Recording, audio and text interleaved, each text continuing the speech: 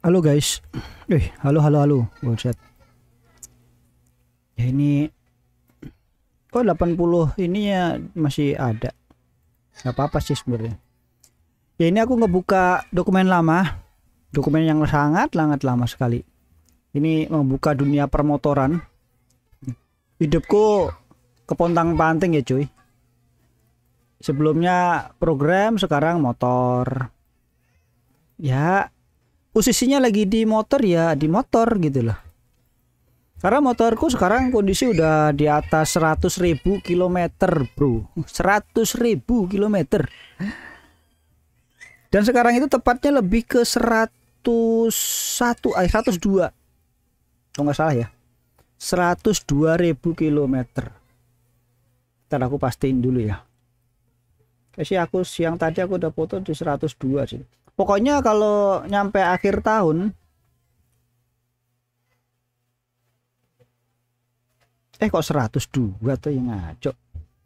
90.000 91.071,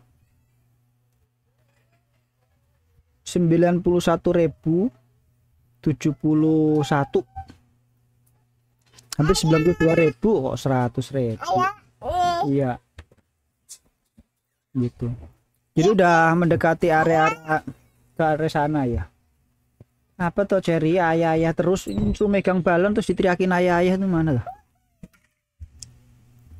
90 ribuan.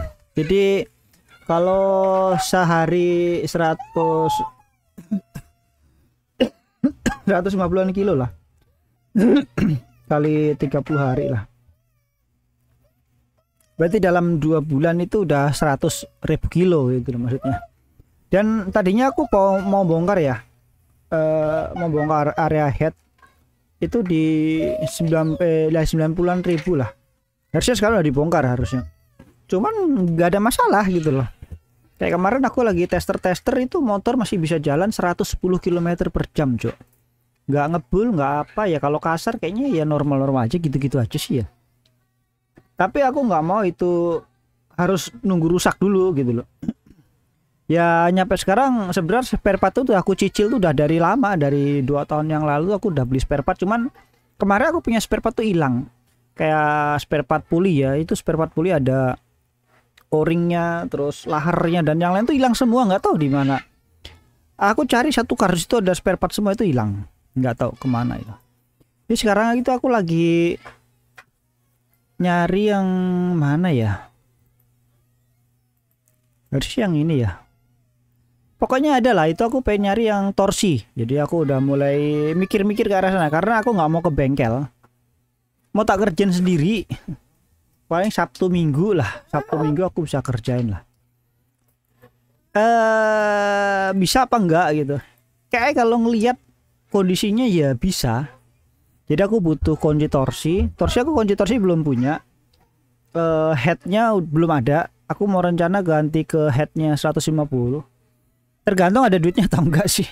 Kalau misalkan enggak ada duitnya ya aku tetap ganti piston, ganti lahar itu ya, crankshaft ya, bandulnya itu loh. Nah itu sama conrodnya itu apa, connecting rod namanya apa ya, pokoknya yang piston ke crankshaftnya itulah itu ada laharnya itu diganti.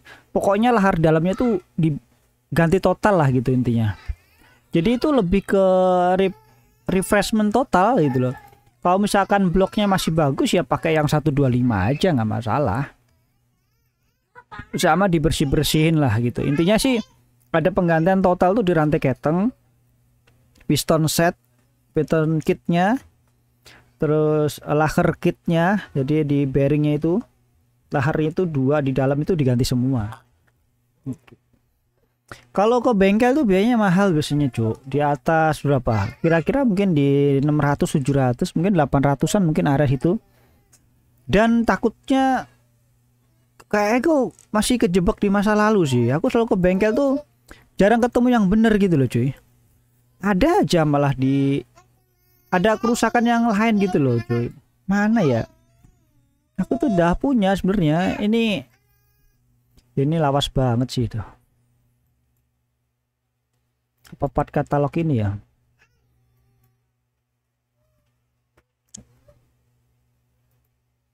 Ini Vario kan KZR belum masuknya tuh.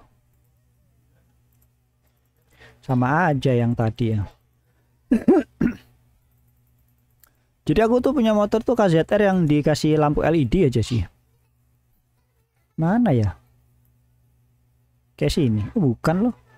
Ada sih, aku udah dapet kok yang katalog buat apa namanya torsinya tuh.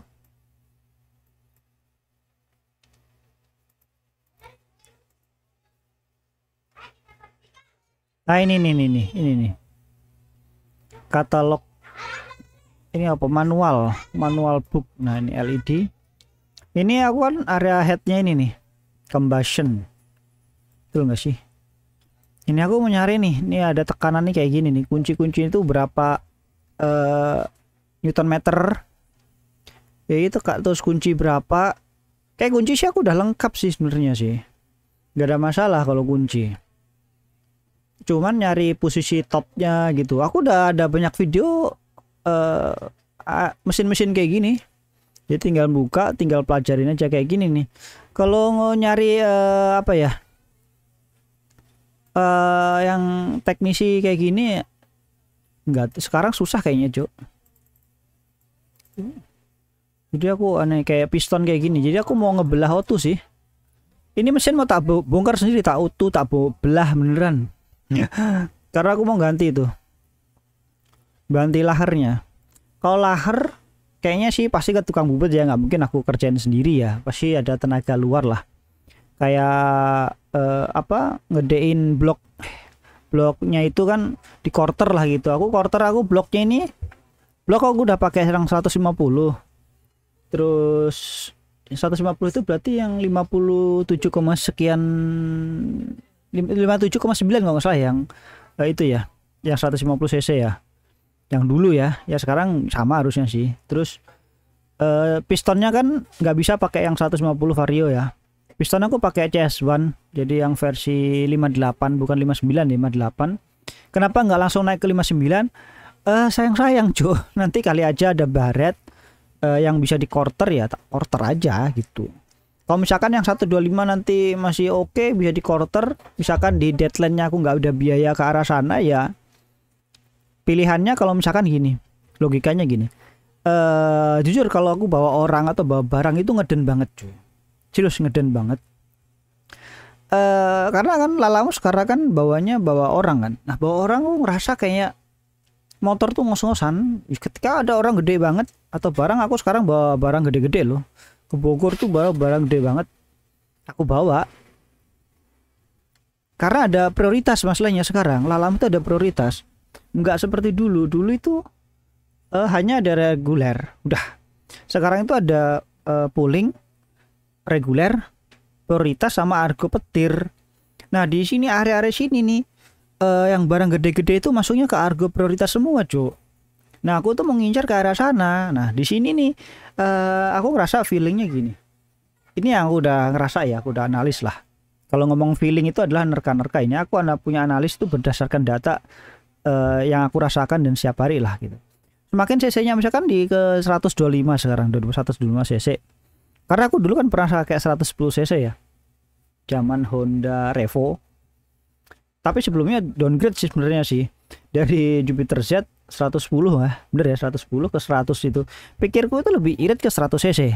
Tapi gaya cara berkendara aku itu nggak kalem, tangannya itu nggak bisa, area bawah itu susah. Apalagi anak muda ya zaman dulu kan, itu tuh lebih boros 100 yang si Revo itu dibanding Jupiter Z.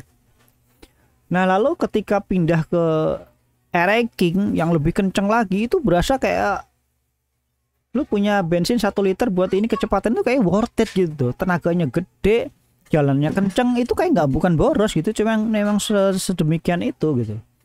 Lalu pindah ke waktu itu sempat pakai MX ya, Jupiter MX. Loh ini cc besar tuh nggak boros loh kalau kita mainnya bener loh, bukan di top speed ya, misalkan di rank di bawah 60-an lah gitu. Pikirku lebih enak, powernya lebih dapat, lebih enteng aja gitu loh, kayaknya gas enteng-enteng aja, konsumsi juga nggak terlalu berlebihan. Cuman aku ngerasa dari part itu malah nggak ada stres.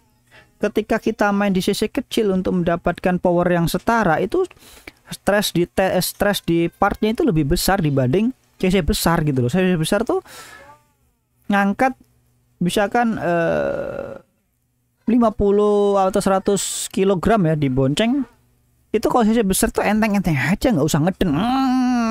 Kayaknya beban spare part juga nggak setinggi itu. Kalau CC besar tuh cuman udah jalan gitu loh, nggak ada itu ceritanya ngeden-ngeden kayak gimana gitu loh, kayak ngerusak spare part. Kayaknya orang dipaksain aja ayo naik gitu loh. Nah dari analisa itulah aku ngerasa D125 emang ngeden ya kan. Makanya aku pengen loncat ke 150 tapi 150 standar loh, bukan 150 modifikasi yang harus apa aftermarket. Enggak, aku pakai part dari Honda Or, karena 150-nya udah ada spare partnya, masalahnya bukan yang 150 abal-abal gitu. Jadi ambil aja 150 cc, headnya, bloknya udah pasang gitu loh.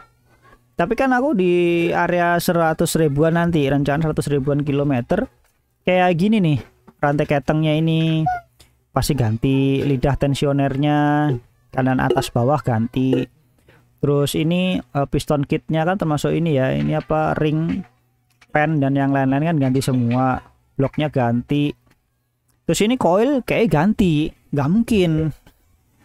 Memang sih belum rusak, aku bukan orang yang menunggu mati di tengah jalan motor baru ganti lah. Ini udah waktunya, masalahnya bukan kira-kira, udah jalan di atas sekian ribu dan usia udah 10 tahun lebih bro. Kecuali gini, kecuali motorku jalan di area 100 ribuan kilo itu baru 4 tahun, nggak mungkin kelistrikan rusak. Karena ini usia motor udah 10 tahun. Tapi ya masih oke-oke aja sebenarnya sih. Cuman ya ini pasti bakal diganti. Cuman aku lagi ngincer area mesin itu serautuh. Bukan niatnya dijual, malah orang pakai males benerin, jual aja ganti baru. Nah, itu pemborosan itu namanya. Jadi aku lebih suka mesin emang udah waktunya rusak, ya udah nyicil dulu. Lagian spare partnya tuh nggak mahal, cuman banyak. Kayak tadi aku ngeliat bearing itu nilainya cuman 50 ribuan, 80, cuman ada kecil-kecil banyak. Jadi aku belinya nyicil. Nah kalau area CVT ini aku udah sediain, udah nggak ada masalah. CVT ini kayak bearing-bearingnya aku udah beli. Jadi tinggal ganti aja, dan ini masih halus-halus aja, ya sudah nggak usah. Diabaikan aja lah kalau udah situ lah. Jadi aku lagi ngincer ke area mesin ini, agak berat sih sebenarnya sih. Belah mesin, ngecopot dari rangka beneran utuh, dan sekarang ada kerusakan di komstirnya.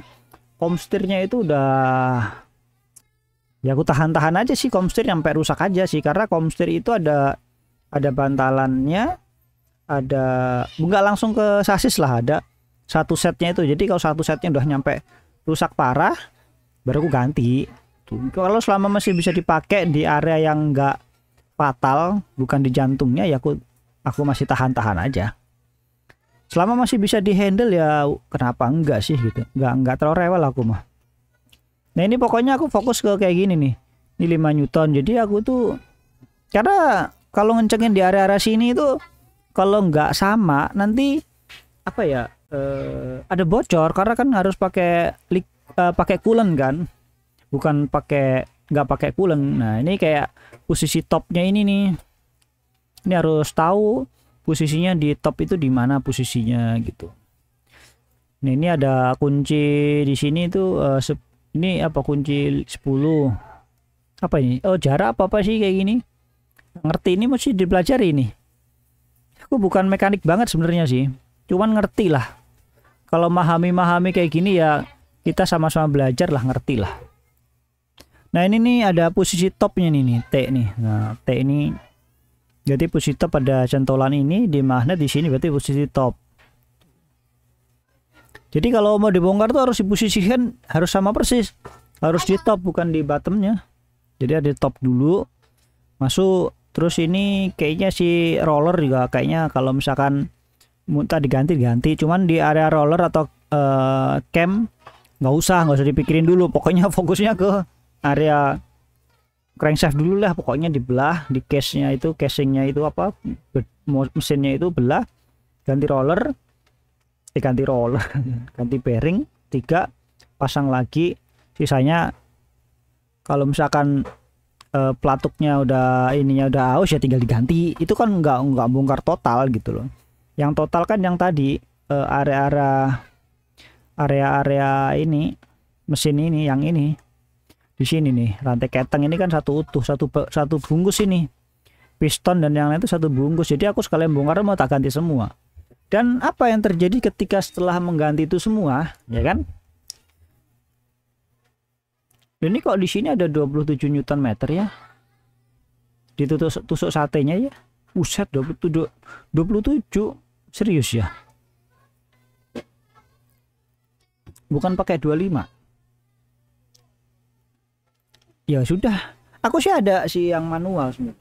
Jadi tadi lanjut, apa yang sudah, kalau misalkan diganti semuanya, rollernya diganti, semuanya diganti, kalau semua diganti itu berarti mesin tuh beneran baru lagi, mesinnya itu jadi nol lagi gitu. Kalau ganti cuman pistonnya tok ya berarti ada komponen yang belum siap gitu. Nah pilihannya masih banyak banget ini, karena aku main di jalanan tuh di atas di 60-70 masalahnya, kadang 80, kadang 90.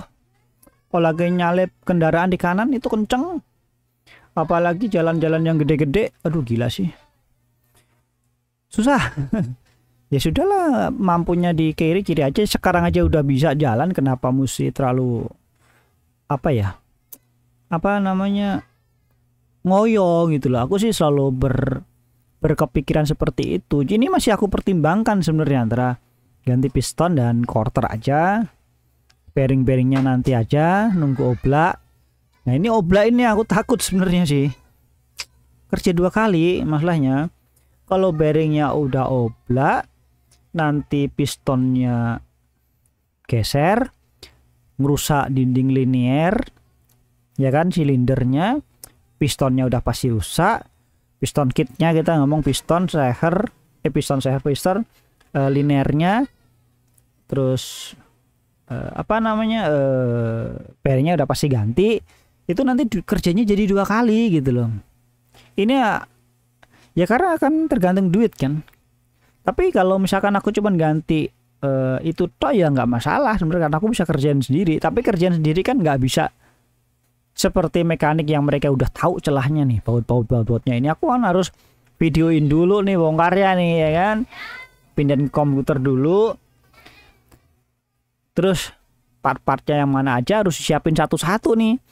Dan satu-satunya itu nggak bisa gini, spare part yang sekarang copot di quarter pasang lagi, nggak seperti itu konsepnya. Kalau kayak gitu lagi nanti aku makan waktu ya, udah makan waktu lama lagi. Jadi pilihan hematnya adalah beli blok lagi, blok bekas saja, nggak usah beli baru, bekas saja yang copotan, kayak mau yang rusak, kayak intinya kan kita mau quarter lagi ya, kalau perlu kita ganti dinding linearnya lah gitu. Pasang, ambil, dibenerin, dicocokin, dipasangin plek ketiplek, baru dipasang ulang gitu loh cuy. Maunya aku segitu sih, itu lebih. Jadi ketika udah ada headnya udah cocok, pistonnya udah cocok, labnya, cowakannya dan yang lain udah plek ketiplek, udah siap pakai, tinggal mesinnya dilepas, dibelah, pasang gitu. Jadi ada mesti punya crankshaft 2 gitu. Crankshaft semua udah jadi semua, tinggal dipasang plek gitu loh. Jadi yang lama diambil, nanti buat perubahan ini nanti ketika waktu mau di 100.000 lagi, nanti kita ganti lagi, pasang lagi part yang tadi sekarang udah dibenerin, dipasang lagi. Jadi replacement tuh ada punya satu cadangan gitu loh, kasusnya kayak gitu.